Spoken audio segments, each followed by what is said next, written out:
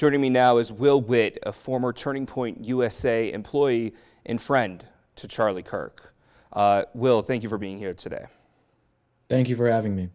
So you grew up and went to college in Colorado, but you eventually found yourself working for Charlie Kirk's organization, Turning Point USA.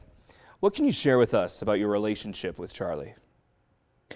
You know, back in 2015, 2016, when I was getting started in all of this and I was dropping out of college, I found out about Turning Point USA and found out about Charlie, who was just kind of starting out at that point, and he was a complete and total inspiration for me. He was someone who wasn't afraid to say what he thinks. I think one thing about kind of the political movement now is you have a lot of fakes in it. A lot of people who say, "Oh, I can get famous by being conservative or by being a political person and just saying the talking points." That was never Charlie. Charlie was always genuine. He always believed every single thing that he said, and he was so well educated on it, and his ability to speak with people was unparalleled. And to see him and everything that he did was truly an inspiration. He was a great friend. At the beginning, I was still a student actually. So Turning Point has these things called campus coordinators, and along with maybe eight or so other students, were the first campus coordinators Turning Point USA ever had.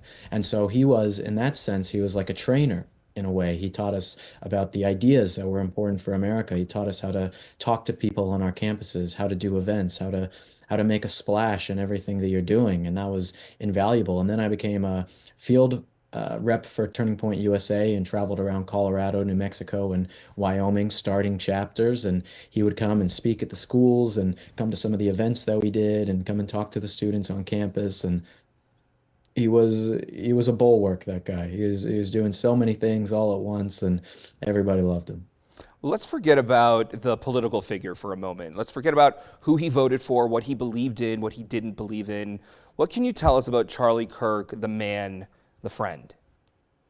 He was steadfast, and that's something that I think is really not looked at or talked about so much in a lot of people, but he was always genuine, and he was always telling people not what they needed to hear, not what they wanted to hear, but the truth. And being a truth teller is such a rare thing in this day and age. And again, this isn't just even political. This is advice, this is business, this is friends. He was always going out of his way to talk to people in a very genuine and kind manner. And you don't really find that in the political world whatsoever. He was a rare type of person in that, and he was always looking out for the people who were close to him, and even people who weren't that close to him. He was doing everything he could to be a great friend to everyone. What does Charlie Kirk's assassination do for the state of America's political divide? It's hard to know exactly what's going to happen now, but like over the past day, after I've been talking about this and putting videos out, I've received more death threats and wish it was you too and you're next type of messages than I've ever received in my life. And to see that that's the case is, first of all, terrifying, but also it means we can't stop. It means that there is no stopping and saying, well, we let these people win, these evil people. We have to continue to fight and make sure that the ideas that Charlie believed in continue to be spread across America. I know he wouldn't want us to stop, and I don't think that people are going to now after this has happened. It's reported that more than 6,000 people backed a petition urging Utah Valley University to cancel Charlie's appearance that day. That's a lot of pushback. That's a lot of people represented who found his ideas so dangerous that they didn't believe he should even have a platform. Why was it so important to Charlie to show up in spaces that didn't welcome him to debate political ideas? Because the truth is more important than offending someone. Going out there and saying what is actually going on and engaging in debates, right? Even if people don't agree with him, they can come and ask him questions and tell him how wrong he is. There is nothing more important than that, really. Telling the truth and finding out what the truth is really, I would say, the number one thing that makes us human. And the fact that you have people who want to shut it down and say, well, I disagree, and so we shouldn't be allowed to speak, is indicative of this type of ideology on the left. And I think that as conservatives, we've always been very open to hearing the other side and trying to engage with them. But I think the other side is not willing to do that. And so I think that anyone who goes out there and tells the truth is going to have a target on their back, unfortunately.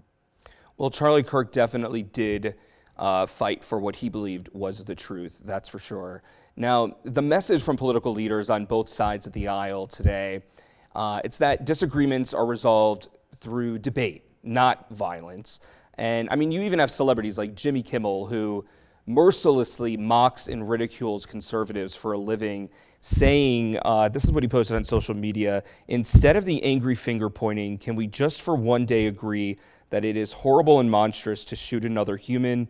On behalf of my family, we send love to the Kirks and to all the children, parents, and innocents who fall victim to senseless gun violence.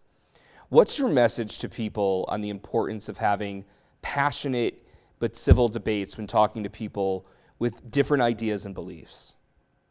There's nothing more important than that. And I think that you now have a lot of people on the left mostly who are coming out and saying that they're so against violence and all of these kind of things. But in reality, like someone like Kamala Harris was paying trying to work with organizations to pay the bail of Black Lives Matter protesters who destroyed our cities in 2021, 2022.